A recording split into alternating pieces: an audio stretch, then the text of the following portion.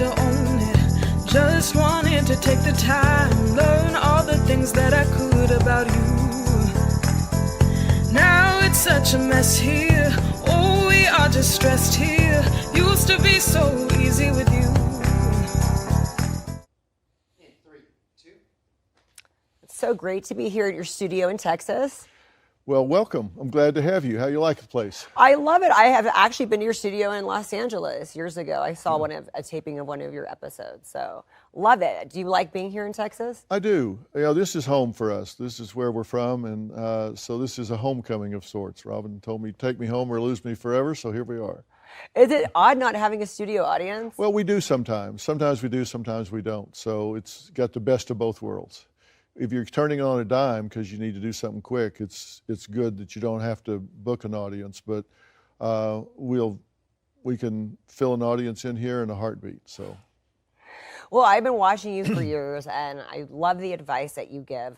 I was wondering, we're in a culture now where, you know, we've learned about boundaries, what narcissists are, all these things that we didn't know growing up. It wasn't really widely talked about, but now we've learned all these things. But now the generation coming up seem a little egocentric. Now they're taking mental health days out of work, which have gotten a lot. And so it seems good. At first, you think it's gotten excessive where now people are egocentric because we're thinking too much about ourselves? Well, I do think there's a little more of self-focus, but how can it be otherwise? I mean, everybody's walking around with a camera. Everybody's walking around with a video camera. And I think we've created a generation that thinks they need to have an audience if they're brushing their teeth. I mean, it's like you get where you measure self-worth as a function of clicks and likes and substitute that for real relationships. And I think that's sad. You know, we're dealing with a generation that has the highest level of anxiety, depression, and loneliness since records have been kept. Why is that?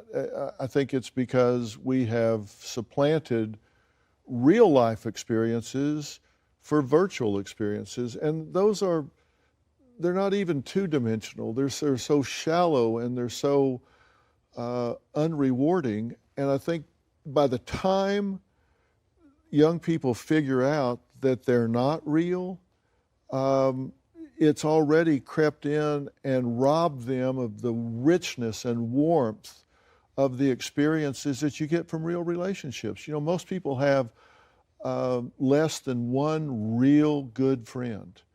And that didn't used to be the case. Even buddies that used to get together and watch sports, now they're kind of gaming on their phones while they're watching sports, so they don't even bond over that. So I do think it's really changed, and we're looking at the wrong metrics for success. How can we change that as a society? What would your advice be on that? Well, I think there are some changes happening right now. I think we're seeing it. Australia, for example, they've passed some rules, laws, and regulations where kids can't take their phones to school, and it's forcing them to engage more. There's a campaign going across the United States right now called Touch Grass, which used to be an insult to people on, they'd be talking to somebody weird on the internet and say, oh, you need to touch grass, buddy, you've been in your mother's basement too long. But now it's becoming an affirmative thing about, hey, let's get outside and breathe fresh air, touch green grass. I think people are starting to realize, hey, the pendulum swung too far, and we need to get back to the real world, real relationships, put the phone down. Nobody's going to quit. Nobody's going to quit virtual existence, but if we can moderate it some, modulate that experience some, and get back into real relationships, real engagement with the world, I think it can swing back, and it's starting to do that. So I'm the incurable optimist. So I know Oprah helped launch this platform. Is there anybody up and coming whose platform you want to launch for them that you could see maybe being the next you? Well, I think there are a lot of really talented people out there right now, and I'm watching to see who really emerges. You know, you see some different people that are coming up digitally. I've got a group of guys I'm working with now called Behavior Panel that are, kind of body language experts and communication experts that I think are absolutely fascinating. Oh, that'd be a great show to Yeah, watch that. and they're great at lie spotting and reading behaviors, and I think they're very useful, very entertaining. I think they're really great. We've got some great talent here. Steve Harvey's involved in our network here. Nancy Grace is involved. We've got a great talent out of California, Lonnie Coombs, a former DA that's, I think, so insightful and fascinating. I think we got some great talent come up. And so where do we keep up with everything that's going on and the changes and what you're doing here at the studio? Well, it's Envoy TV, and, we're on the biggest cable providers in the country. I think in California, we're on Channel 146, on SpectraVision, we're on Samsung TV, we're just really kind of everywhere. We're on streaming, we're on Roku and Pluto and, all the streamers. You can find us everywhere, and it is growing so fast. We're running 24 hours a day to keep up with it, and it's fun. We've got news, entertainment, my show. We've got live sports with boxing and other things. So it's really coming along. My last question: who's on the bucket list of interviews that you have not interviewed yet?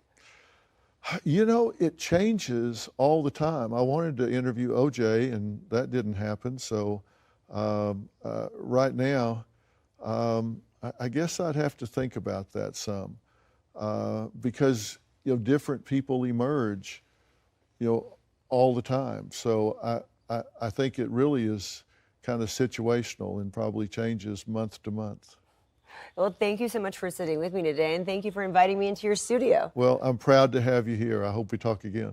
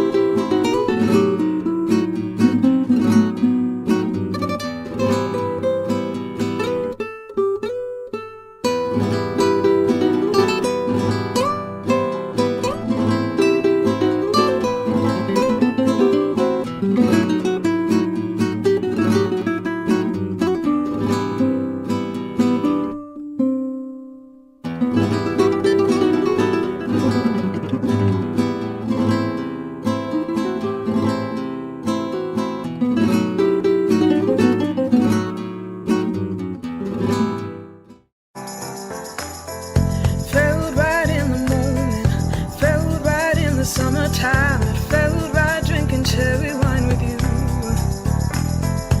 Just wanted to own it, just wanted to take the time, learn all the things that I could about you. Now it's such a mess here, oh, we are just stressed here. Used to be so easy with you. Now I must confess here, oh, I must confess, dear, don't think I'm in love with you. Winter is coming and I don't know what to do, and there's no more use in running, no more running to you. And I don't want your loving, I don't wanna be just friends, knowing all this time we were playing pretend. It's a mystery.